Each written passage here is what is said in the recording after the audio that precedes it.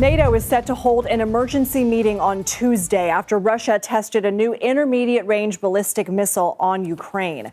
The new missiles have the ability to carry nuclear-capable weapons. Russian President Vladimir Putin says the launch was in response to Ukraine's recent use of long-range missiles provided by the U.S. inside his country. CBS News senior national security correspondent Charlie DAgata joins us now from the Pentagon. So, Charlie, what does the fact that Russia is testing these intermediate missiles signal to Ukraine, the U.S. and its allies? Does it change the trajectory of this war? It does, Lindsay. It does. For the people that I've spoken to, while some U.S. officials say Russia likely only possesses a handful of these experimental missiles, I've been told they pose a unique threat. So they're capable of reaching 3,000 miles. They carry a multiple payload system. It's called a multiple independently targetable reentry vehicles. This is important because as the missile descends, those multiple warheads can be released at different speeds and different directions, potentially spread over 1,000 miles. So that, combined with its lofted trajectory, challenges even the most advanced of Ukraine's air defense systems. So the missile that we saw at Dnipro focused on one area, and we've seen some of the video. So it came overhead and then unleashed 6 warheads down to a concentrated area. It's unlike anything that they've seen on the battlefields of Ukraine. And yes, the term that they've used here, they're not worried, but they're concerned. Could Russia essentially decimate Ukraine with a handful of these missiles they have left?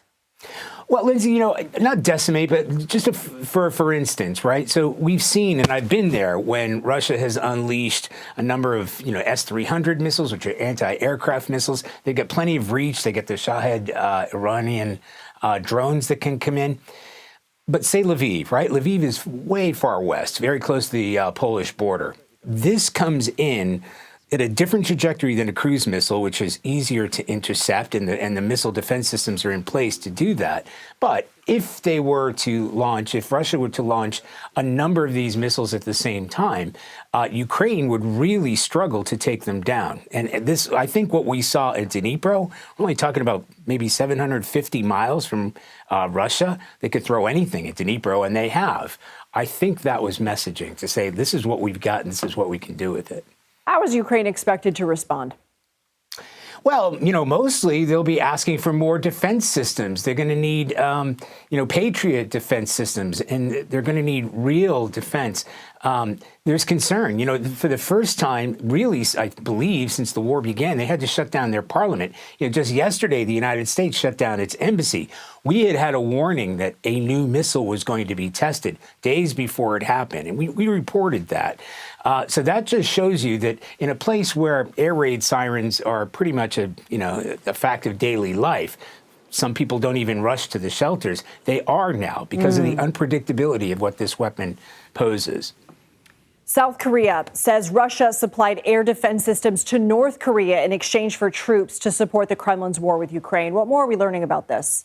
Yeah, so this came from intelligence and South Korean Foreign Ministry, who essentially underlining what they said was going to happen, certainly with the United States and others were worried about.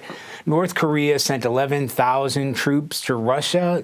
They immediately started saying, well, wait a minute, what do they get in return? And this seems to be an indication. So they have anti-aircraft missiles that are being supplied to North Korea. Not that big a deal, but in terms of the technology, what they're more capable of, North Korea's got their own air defense systems.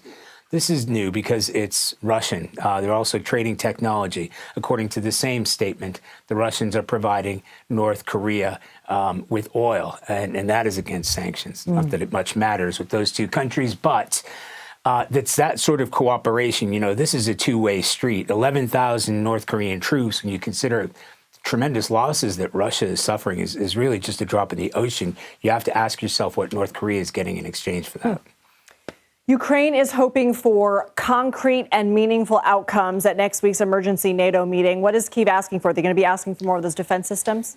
Lindsay, that is, I just read that statement, and that's where the statement ends. But it's a refrain that we've heard time and time again. They want concrete productivity out of these meetings. They can't have platitudes. NATO is concerned. Poland especially is concerned about the development of this new weapon.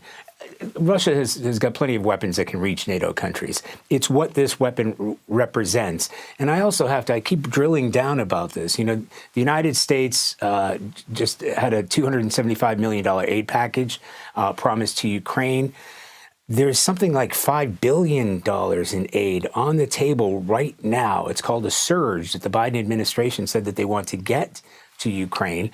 And the clock is ticking. The Ukrainians know it. The Russians know it. We're headed to a new administration. Nobody's entirely sure whether that support for Ukraine will continue past January 20th. So there's very much a hurry-up offense, but particularly with the development of these new weapons. The United States has allowed these ATACMS, longer-range weapons, to be used on Russian soil. Yep. That's a major development, and it's one of the reasons that President Putin said he's unleashed this new weapon directly because of that and Britain's Storm Shadow. So we have seen a huge escalation in the past week or so. Ukraine's been out of the headlines for a long time. We have teams there once again. This is front-page news. We're talking about it now. This is going to accelerate and increase as we get closer to January. Charlie DAgata, thank you so much. Thank you.